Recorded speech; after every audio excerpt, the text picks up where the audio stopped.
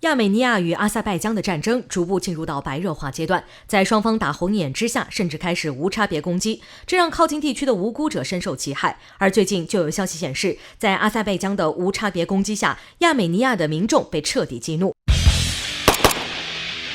据俄塔社在当地时间10月8号的消息称，随着战争进入白热化阶段，亚美尼亚开始陷入劣势，尤其是在双方相互报复、进行无差别攻击之下，更是让亚美尼亚深受其害。而随着其官方开始发布全国动员令后，纳卡战争迎来了残酷一幕，被激怒的纳卡地区数万亚美尼亚民众开始扛枪上阵。而就在亚美尼亚军队意外获得强援的时候，整个战场局势也开始逐渐微妙。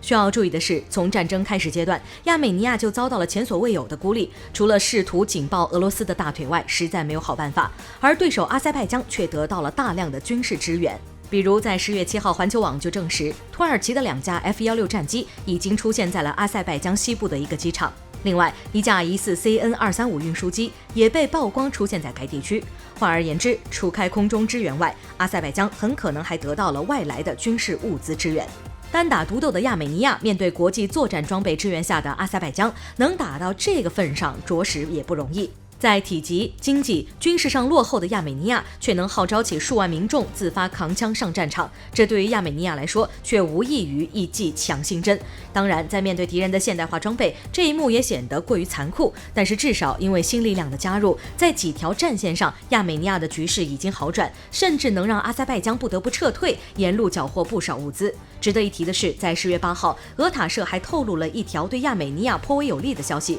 俄罗斯方面认定战火已经烧到亚美尼亚国土，俄罗斯有必要按照集体防卫机制向亚美尼亚提供足够的军事援助，甚至是亲自动手。这一点对于亚美尼亚来说，足够能让其缓解当前的军事压力。不过往阴暗点想，亚阿双方的纳卡战争已经打了10多天的时间，亚美尼亚的情况俄罗斯不可能不清楚，结果等到局势开始向亚美尼亚倾斜，俄罗斯这才出手，这有些耐人寻味了。当然了，以亚美尼亚目前的状况，对于俄罗斯的援助倒是十分需要，毕竟哪怕自己能够击溃阿塞拜疆，后续的事情处理上也是需要外来援助力量，否则一旦阿塞拜疆再次获得外来力量援助，那亚美尼亚可就麻烦了。